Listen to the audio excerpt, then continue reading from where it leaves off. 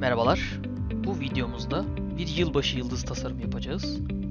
Bunun için öncelikle ön düzlemde bir çizim oluşturup ardından çokgen komutu ile bir dörtgen oluşturuyoruz. Dörtgeni 100 mm kalınlığında olacak şekilde 10 derece eğimle katılaştırıyoruz.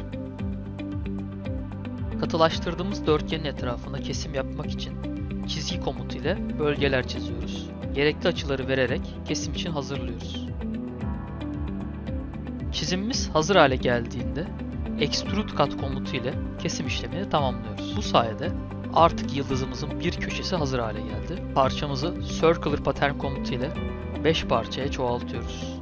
Alt düzlemde bir çizim açarak parçamızın içine bir çember çiziyoruz. Ardından çemberimizi 50 mm olacak şekilde katılaştırıyoruz. Oluşan şeklimizin yıldızını ve sapını ayrı ayrı renklendirdikten sonra tasarımımızı tamamlıyoruz. Bir sonraki tasarımlarda görüşmek üzere.